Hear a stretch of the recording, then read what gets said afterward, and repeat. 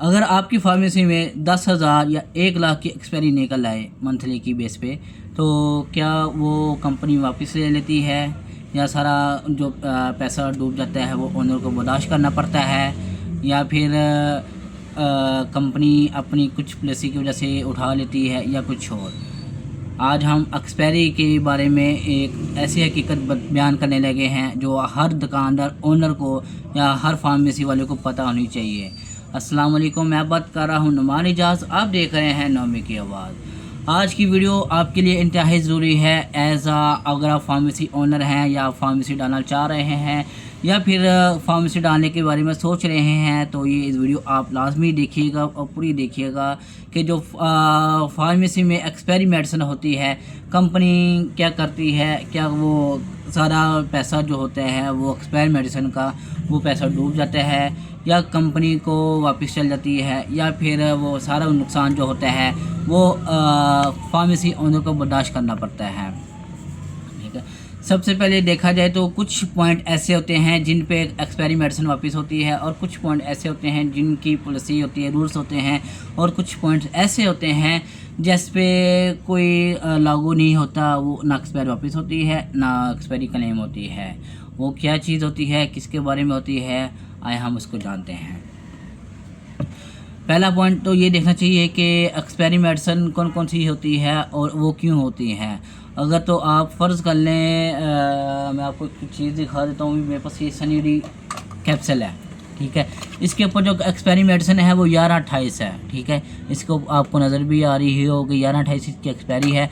अगर तो ये उसे क्या कहते हैं कि 11/28 से पहले पहले सेल हो जाती है, ठीक है, तो वेल एंड गुड है, आपकी सेल भी हो रही है, आपको नया माल भी मिल रहा है। अगर ये 11/28 से के बाद ही सेल हो रही है, मतलब कि सेल नहीं हो रही, या ये परी एक्सपायर हो गई है, तो फिर इसका क्या करना चाहिए। तो फिर आपको 11/28 से पहले पहले आपको कंपनी में बताना पड़ेगा, ठीक है, जो पॉलिसी इनकी होती है, ठीक है। उनकी पॉलिसी क्या होती है कि भाई आपने, हर कंपनी का रूल होता है, जैसे आपका रूल है, आपकी फार्मेसी का रूल है, इसी तरह हर कंपनी का रूल होता है, हर डिस्ट्रीब्यूशन का रूल होता है कि वो एक्सपायरी किस तरह ले रहा है। फर्स्ट हम देखें तो हर कंपनी जो होती है आपको एक लिस्ट दे देती है, जैसे कि अलकमर वाले हो गए, सामी वाले हो गए, हिल्टन वाले हो गए, मोलर वाले हो गए, या कोई भी बड़ा डिस्ट्रीब्यूशन या कंपनी होगी, वो सारे अपने रूल्स के मुताबिक चलती हैं। रूल्स उनका क्या होता है कि 6 महीने पहले वो आपको एक पेज देते हैं कि 6 महीने पहले आपने इंटीमेशन देनी है, इंटीमेशन जमा करवानी है, तो उस बेस पे आपकी एक्सपायरी होगी। कुछ कंपनियां सेम उठाती हैं, कुछ कंपनियां होने के बाद भी उठा लेती हैं, और कुछ कंपनियां होने के बावजूद भी नहीं उठाती, मतलब कि अगर वो आपकी नहीं भी हुई तब भी नहीं उठाएंगी, अगर हो गई है तो फिर भी नहीं उठाएंगी। वो भी अपने रूल्स के मुताबिक चलते हैं, ठीक है। जैसे कि अलकमर हो गया, अलकमर क्या करता है कि भाई 6 महीने पहले आपको एक पेज देगा, उस पेज के मुताबिक अपनी इंटीमेशन लेता है। उस इंटीमेशन के बाद सेम मंथ पहले, मतलब कि सेम मंथ जो होती है उसकी डेट से भी पहले वो आपसे लेफ़्ट कर लेगा। अगर आपने इसको इंटीमेशन दी है, अगर आपने इसको चेकअप करवाया है, अगर आपने इसको जब सेम मंथ हुई है स्टार्टिंग डेज में आपको दे दिया है, तो वो आपसे उठा लेगा और जाके कंपनी में दे देगा, ठीक है।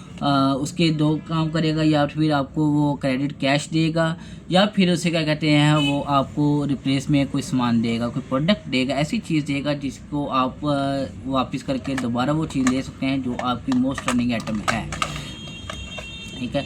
मोलर वाले क्या करते हैं, ठीक है, अब जैसे M&P है, मोलर एंड फिलिप्स, ठीक है, वो क्या करते हैं कि वो भी अपनी एक्सपायरी मेडिसिन उठा लेते हैं, सेम मंथ भी उठा लेते हैं, होने के बाद भी उठा लेते हैं, ठीक है। उनकी पॉलिसी क्या होती है जी कि वो कर लेते हैं, वापस कर लेते हैं, और आपको पैसे नहीं खैर देंगे, आपको क्या करेंगे जी, उसके अल्टरनेट कुछ चीज़ दे देंगे। लेकिन अगर आपने इसकी इंटीमेशन जमा नहीं करवाई 6 महीने पहले, ठीक है, तो वो आपके जो होती है परचेज़ प्राइस से TP से उसमें से 10% कटिंग करेंगे, फिर आपको कैश देंगे। लेकिन उनमें भी ये चीज़ होती है कि वो कुछ चीज़ें ऐसी वापस करते हैं, कुछ चीज़ें विदाउट इंटीमेशन वापस नहीं करते। BMC हो गया, ठीक है, अगर आपने इंटीमेशन दी, ठीक है, अली गौर हो गया, अपनी इंटीमेशन नहीं दी तो वो आपकी प्रोडक्ट वापस नहीं लेंगे, ना उठाएंगे, ना वो वापस लेते हैं। ठीक है। और जो पैसा डूबता है वो कौन सी चीज़ का पैसा डूबता है, वो सबसे पहले आपने जो बेशक आपकी कटिंग है वो आपका पैसा डूबेगा, बेशक आपकी एक गोली कटिंग है या आपका पूरा पैक पड़ा हुआ है, सीज़र लगी हुई है, वो आपकी कंपनी वापस रिप्लेस नहीं करती, ना आपको इसका कोई अल्टरनेट देती है। ठीक है, कटिंग वाली वो चीज़ नहीं देती, ना वो रिप्लेस करते हैं ना वो वापस करते हैं। ठीक है। सेकंड, अगर आपके पूरा पैक भी है या फिर आपको मतलब कि कस्टमर वापस लेके आ गया और वो परी आपकी एक्सपायर हो गई है, तो फिर भी कंपनी आपको रिप्लेस नहीं करेगी ना वापस करती है। ठीक है।